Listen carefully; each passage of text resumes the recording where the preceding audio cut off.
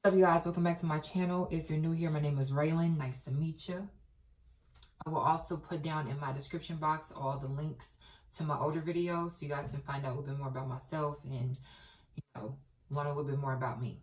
But anyways, before we get into this video, don't forget to subscribe and join a gang, period. Anyways, I'm getting a little personal with you guys. Today, I'm going to be telling you my coming out story and why I decided to go ahead and transition. Before I get into that, I just want to give you guys the actual definition of gender dysphoria because it does play a big role in who I am today and why I decided to transition in the first place.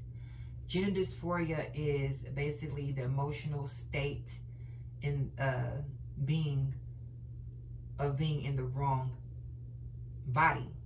So it's like the incongruence of your biological sex with your mentality, basically. So having dysphoria can cause a lot of distress, a lot of depression, a lot of confusion.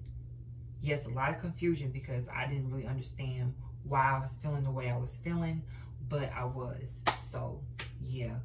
But basically, when you have dysphoria, it is very persistent. It doesn't just go away magically. It just lingers on. Even through your transition, especially the beginning stage when you first start, you're still not looking to, what your mind agrees with, I guess. A lot of that dysphoric feeling is very internal and is very hard to explain. And a lot of people won't really understand it unless they have those feelings. So I do understand why it can create like a lot of confusion from other people, and they just want to bash it because people tend to bash things that they don't understand. So my story pretty much starts from childhood. I pretty much knew I was different majority of my life. I grew up liking different things. I didn't do the things that the boys did. I always hung around my sister. Like, I always followed her everywhere. I liked to do what she was doing, basically. And I also had problems in school, problems with my family. My family always questioned me and say certain things that, they feel like it's not right, I guess. I don't know. But it took me this long to get to this point because basically I was in a very toxic household, and it's still pretty much that way. It led to the point to where I had to move out.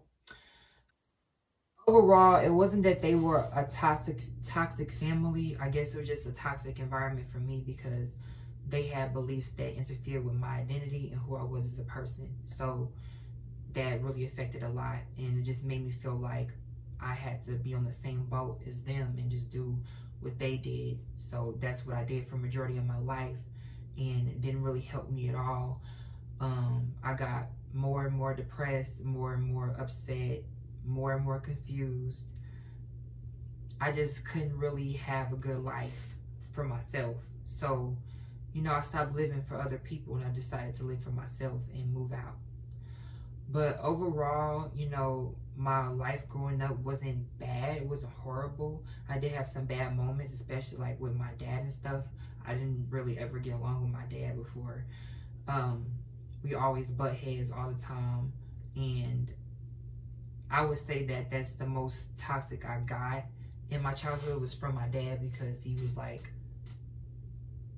really on me about a lot of stuff and a lot of things that I did. He didn't agree with, like my hair and stuff. I wanted to grow my hair out and stuff.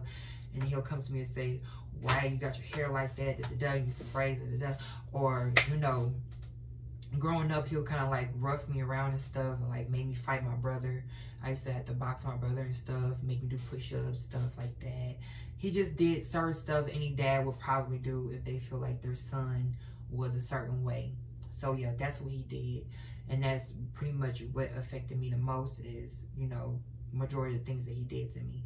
So that is really what caused me to like not be myself. And I also actually lived with my mom most of my life, but I decided to go and live with my dad because I thought that would kind of like fix everything and fix how I felt inside. But y'all, this is real. Like, people really have gender dysphoria, and it's a real thing. whether you want to believe it or not, whether it goes against your beliefs or not. It's a real thing. That's all I'm saying. And I've done a lot. I've done, trust me, I've done everything I could possibly do to be normal. So, yeah, that's pretty much all as far as my childhood. But you know, I don't know what it was, but something inside me just, you know, decided to just gain more control over my life. And if I wanted to do that, I had to leave. So that's what I did. And now here I am today, and I'm living my life. So my coming out story is hella weird and random because it was a regular day. Like, I was just chilling in my bed watching YouTube, and then I came across this video, and it said something about gender identity or something about identity. So I clicked on it. It was this white lady, and she was talking about all this different stuff. Like, oh, have you experienced this through your childhood? Have you ever felt this way? Have you ever felt displaced or da-da-da-da? And I'm just like, all of this stuff correlates to me and my life and what I went through. So I'm just like really starting to find out and understand like what it meant.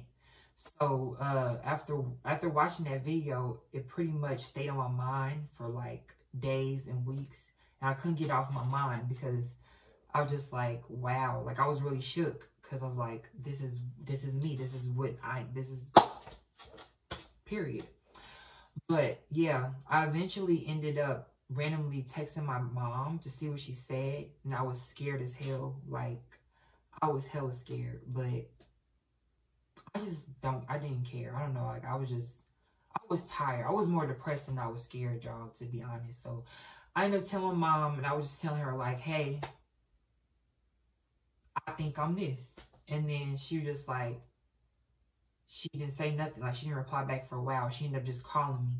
And then she called me. Just like, oh, you know, I always kind of knew you was different, da-da-da, and this and that. Y'all know the whole jig-jag, everybody's story, how it all happens with their mom saying stuff like that. But yeah, she basically said that. And I was like, I really want to go ahead and do this. And she was like, you know, you're going to have to leave that house, right? Because I didn't live with her. Mind you, I was still living kind of, well, not really with my dad, really with my grandma. Excuse me. I was living with my grandma. So she was like, you know, you have to leave the house because they're not going to agree with that. And I was like, yep, I know. And I already been planning.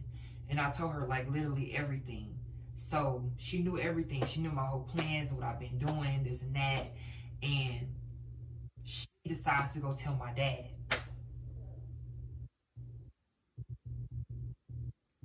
Like, sis, really gonna do that shit? But you know what? I wasn't even tripping because I already had everything planned out. I was gonna leave anyway. So it didn't even matter.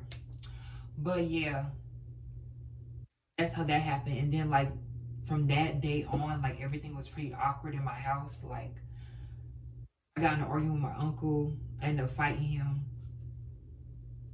Yes, I ended up fighting him. And he was basically, you know, egging me on and stuff, like talking stuff. I forgot how the argument started. It was something petty. But I ended up fighting my uncle. He was talking shit. Said, oh, you about to wear dresses. You about to do. And the whole time in my head, I'm like, yo, the fuck? You guys, that is pretty much the end of the video. Thank you guys so much for watching. Also, don't forget to subscribe.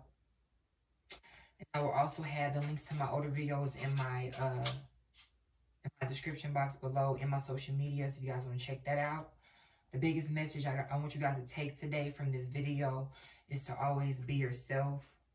Always stand on what you believe in and never let anyone else persuade how you feel or how you think. Thank you so much again, and I'll see y'all next time.